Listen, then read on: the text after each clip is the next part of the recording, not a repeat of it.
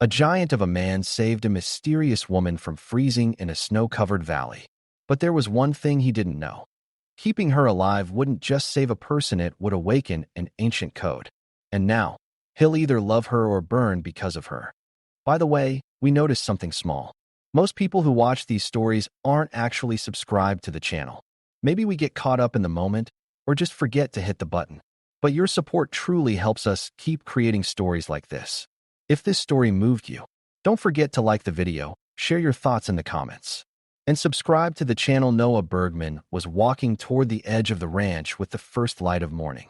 His rifle rested on his left shoulder, and in his eyes, there was an emptiness he was tired of carrying for months. The wind carried loneliness mixed with snow. The snowdrifts, sometimes reaching up to his ankles, seemed to have swallowed everything that belonged to this land. But Noah was used to it. He'd been friends with silence for years. Just as even his horse's tracks were being erased by the wind, a sharp bark pierced his ears and caught his full attention. Bruno, his smart but old dog, didn't usually make a sound. But now, he was howling, fixed like a statue to the base of a tree. Noah quickened his pace. To encounter a stranger this far from the ranch, in this season, in this silence, it was like coming face to face with death. He found a body buried in the snow. At first, he thought she was dead. But something was different. The woman's face was frozen, but her eyelids were trembling slightly. Her black hair was stuck to her cheeks, frozen with a mix of snow and blood. Her wrist was bent at an odd angle, and a leather pouch she clutched tightly under her left arm was stuck to her chest. Who was she? Why was she like this? The questions hung in the air, but Noah didn't look for answers. He bent down, took off his coat, and wrapped it around her body. When he lifted her in his arms, her ice-cold skin made him feel the thin line between life and death. His horse grew uneasy, but Noah calmed it quietly. The woman's head rested on his chest. Neither of them said a word along the way. The woman said nothing, and no words came from Noah either. Only the wind spoke, and the pain leaking in from the past. When he reached his cabin, he kicked the door open. The warmth inside defied the cruel cold outside. He stoked the fire and carefully laid the woman down on the furs. Her palms were purple. Under her nails were dirt and ice. Noah pulled out the healing oils, covers, and hand-knit wool blankets left behind by his late wife. The old scars on the woman's body made Noah clench his jaw. These weren't from an accident. These were signs of something systematic, like the anatomy of a silent torture. The woman didn't wake up that night, but her breathing was steadier than when she first arrived. Noah sat in a chair near the stove and watched her for a long time.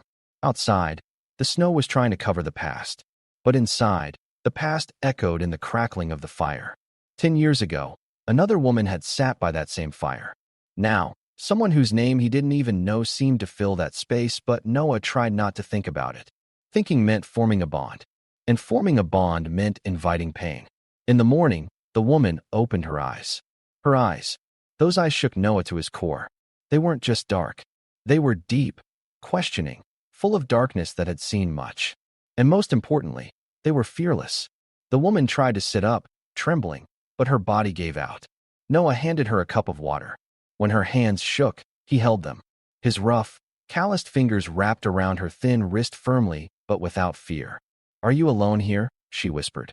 Her voice was hoarse, broken, but steady. Noah didn't answer. He just lowered his head. Silence was becoming their shared language. The woman closed her eyes for a moment. Then she lifted her head and looked out the window. It was still snowing outside, but the light falling into the cabin made Noah feel, for the first time, that it was morning again.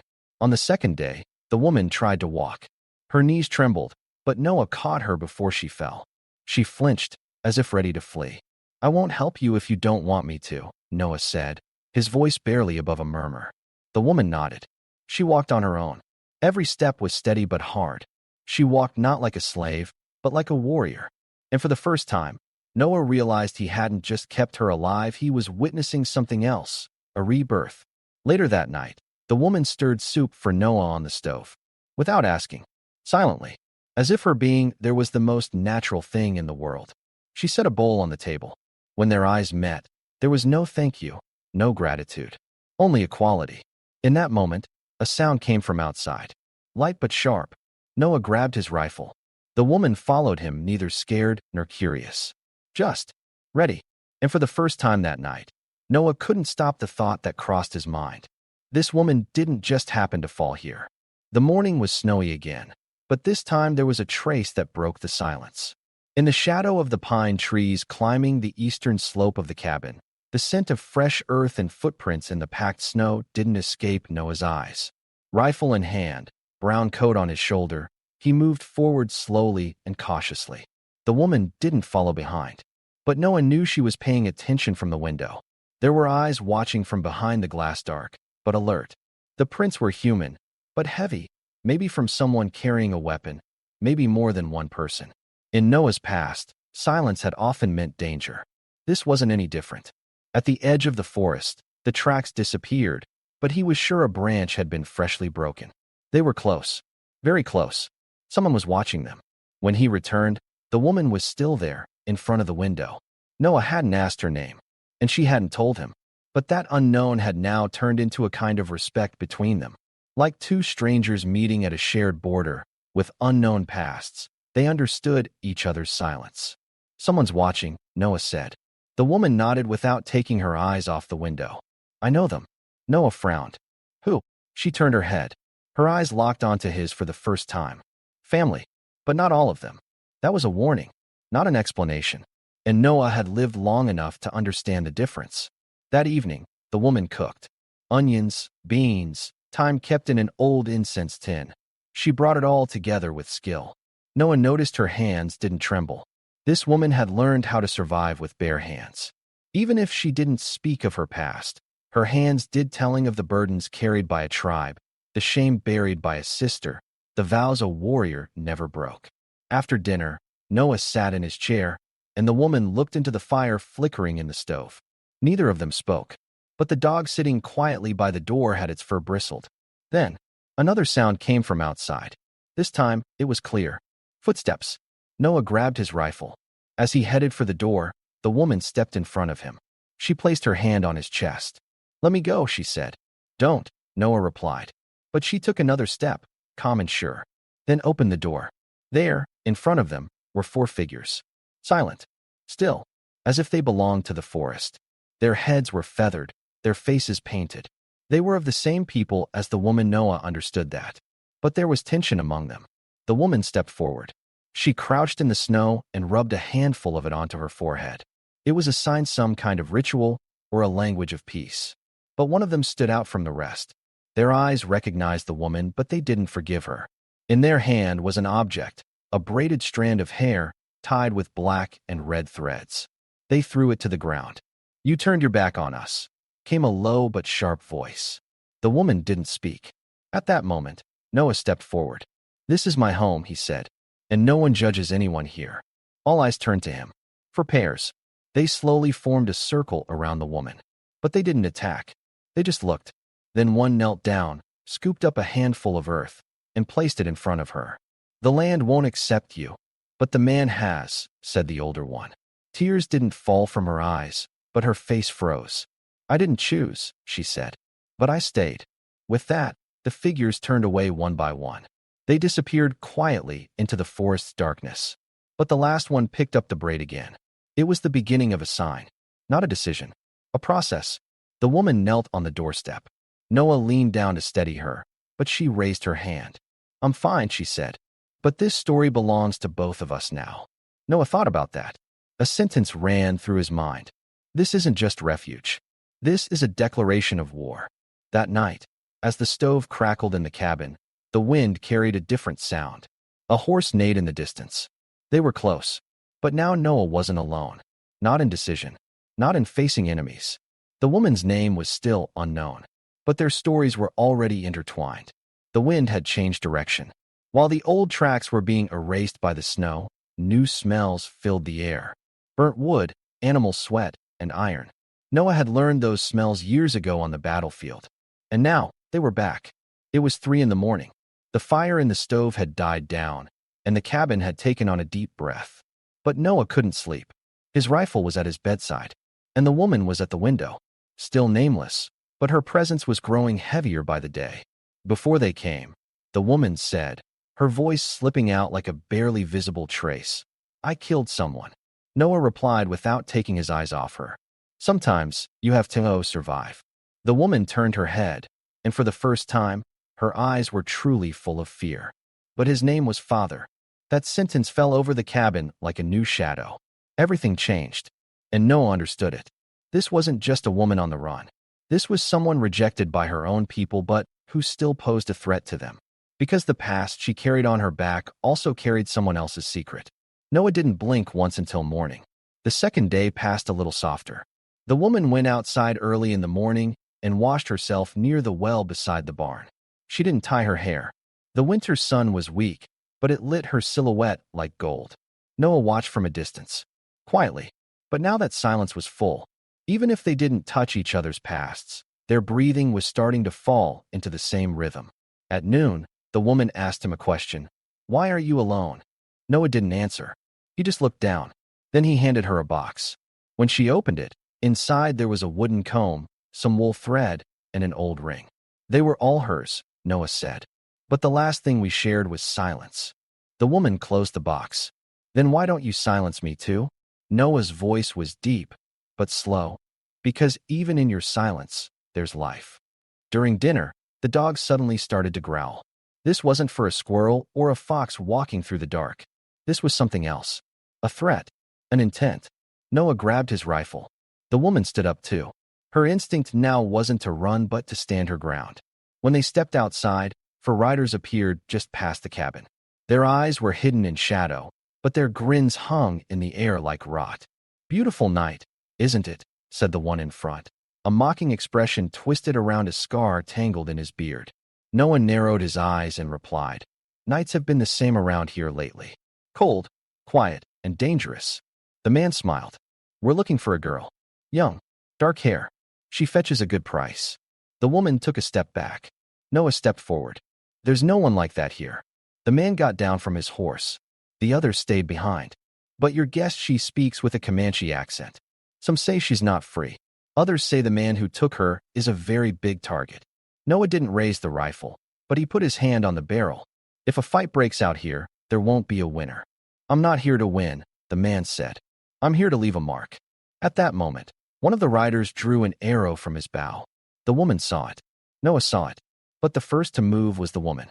She lunged forward, running toward the rider with a knife in her hand. Noah hesitated for a moment, then followed.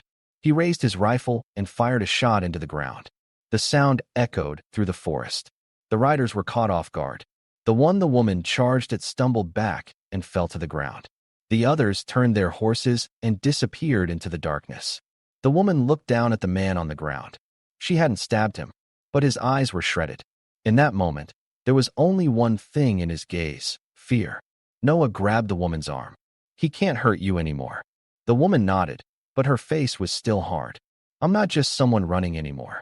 When they got back to the cabin that night, the woman's hand was still trembling. Noah took her hands in his. "It's the first time I've ever fought for someone," the woman said. Noah didn't reply. He just looked into her eyes. "You're not alone anymore," he said softly. The woman lowered her head. Then she spoke quietly. "My name is Alina."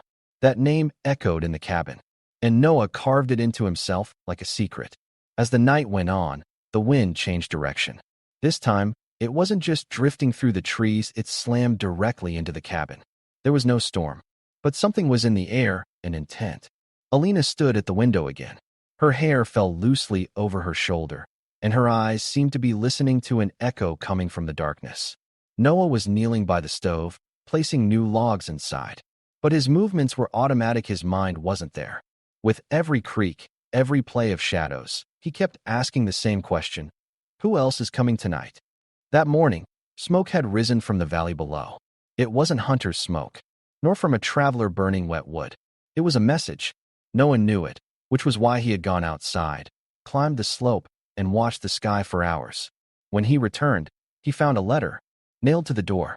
No seal, no name, just one symbol, a braid of hair tied with black thread, and a small feather stained with dried blood.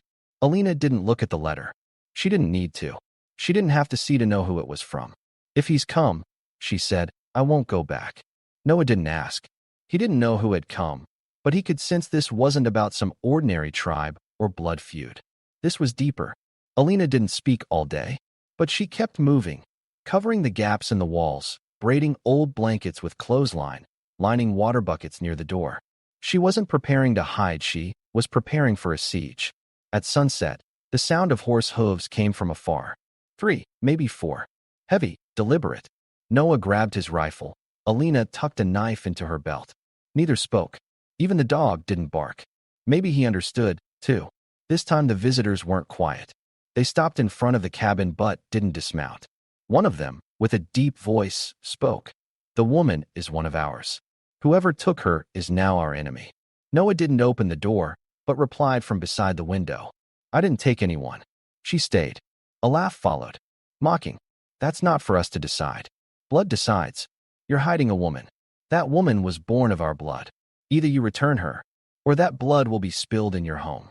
Alina was now at the window. She spoke. "I belong to no one. Not to a ghost from the past, and not to this frozen land. But this man, he didn't sell me.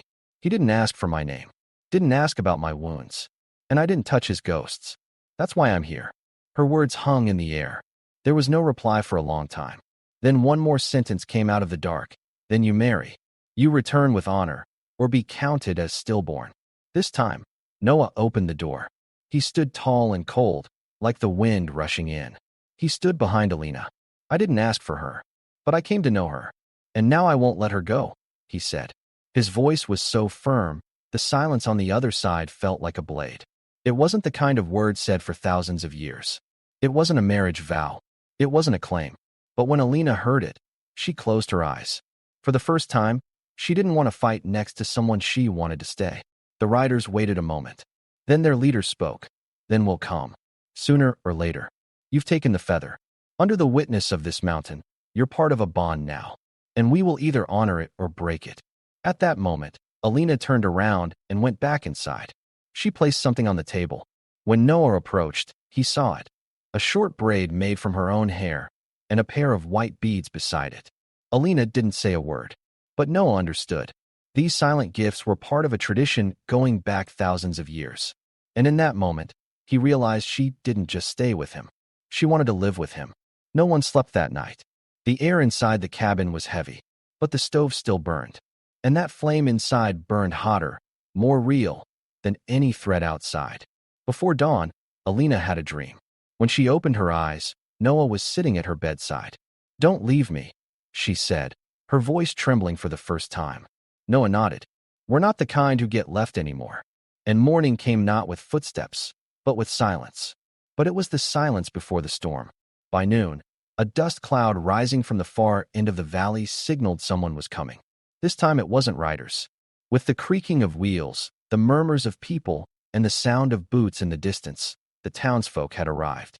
There was no sheriff among them, but there was a man of God. The old slaughterhouse owner's son, now claiming to be the voice of the Lord, Malcolm Hartley. His jacket wasn't wool, it looked like it was woven from judgment itself. Noah and Alina stood on the porch, silent. The people approaching wore anger on their faces, though it wasn't all the same kind. Some were afraid, some came for gossip, and some just wanted to see what would happen. Malcolm stepped into the shadow of the roof, a book in one hand, the other in his pocket.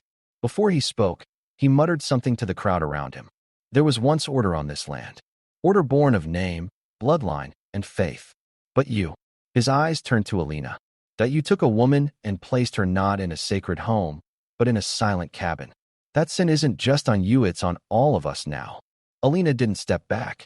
Noah didn't take his eyes off Hartley for a single second. "I didn't take anyone, and no one is being held here against their will," he said. "Holding someone isn't always physical," Malcolm replied. "Sometimes, turning your back on a stranger traps them inside. Now I'm giving you one last chance to make it right. Either hand the woman over to the church or—" Noah didn't raise his rifle, but his voice cut sharper than anything else. "Or what?" A few people in the crowd grumbled. A woman covered her children's ears. An old couple huddled closer together. No one spoke aloud, but everyone's heart was screaming. Alina stepped forward. "What's your problem with me? That I'm a woman? That I'm Comanche? Or that I survived?" Hartley flinched at her words, but quickly regained his composure. "Your story isn't in our book. But God loves order. and those who step outside that order invite a curse. Her eyes darkened. God. I looked for God in my father's rage, in the silence of my tribe, in soil that refused to see the pain of women. Maybe I'm not in your book, but this is my land now. And this man, he doesn't carry my silence. He carries my presence. For the first time, Noah didn't take his eyes off Alina. He stood beside her, defiant with her. Everyone who came here, he said, came to be alone. You judge silence because you can't face your own noise. A stone was thrown. No one saw who threw it, but the target was clear. The cabin window shattered into pieces. The dog barked. Children cried. And suddenly, everyone's fear became real.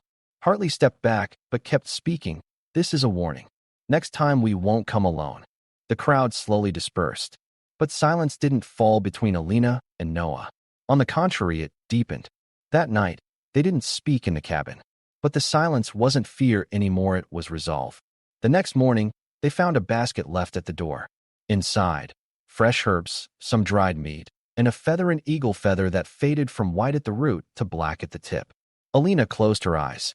They came, she said, but not for judgment, for witness. Noah brought the basket inside. At the bottom, there was a stone tucked beneath the goods. Carved into it were 3 dots and a line. In the Comanche language, it meant, we've seen, but we haven't decided yet. Alina didn't work all day. She just sat beside the cabin, holding an old piece of cloth.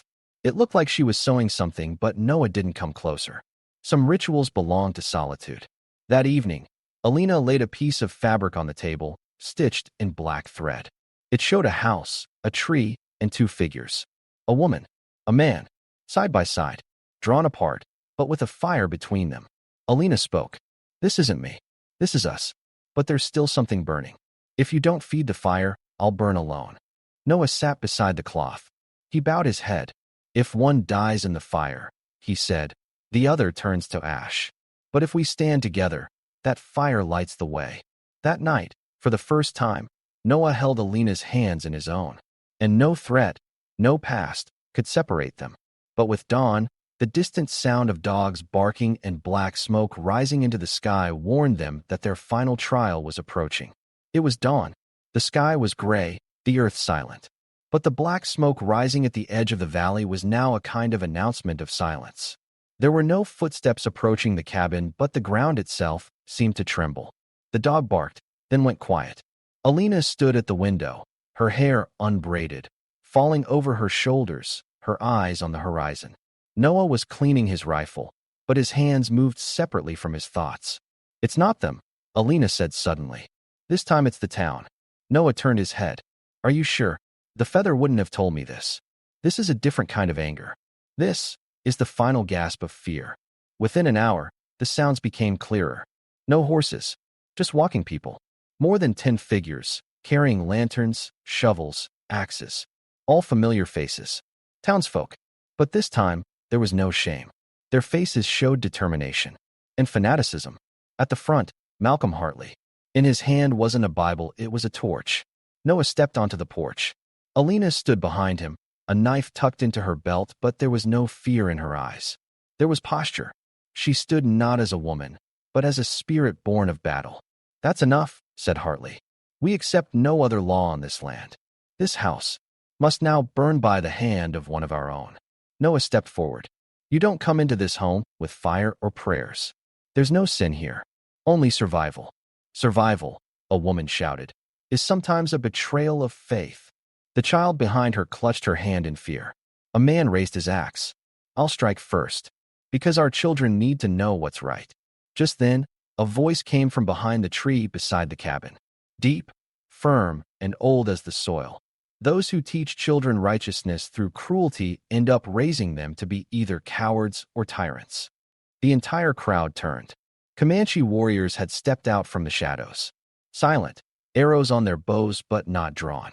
Among them stood an elder, white hair, sharp features, a crescent moon embroidered on his coat. One of Alina's people. Beside him, 2 women with painted faces held an old cloth. The fabric bore symbols that in Comanche custom meant not only marriage but an oath of protection. Alina was one of us. But now she is free. We will not judge her by threats from a man but by the man who stands with her, the elders said. The crowd wavered. Hartley took a step back. This is our business, not outsiders. Oh, really? Said Noah, firmly. But while you didn't want Alina here, her people stood beside her. Alina stepped forward. In her hands was something, the cloth she had sewn that night. She held it up to the crowd. If you burn this, you won't just burn my story, you'll burn your own humanity. Some in the crowd lowered their heads. Others set down their axes. But one man, the one who raised his axe first, lunged. Suddenly, an arrow landed beside him. It didn't kill. It didn't draw blood. But the message was clear. One more step, and the outcome would be different. The elder turned to Noah. You took this woman, but you didn't carry her. You walked with her. She is no longer a choice for us. She is a bridge. Then he turned to Alina. If your heart is free, your word is enough. Alina turned to Noah. She walked toward him silently, looked into his eyes.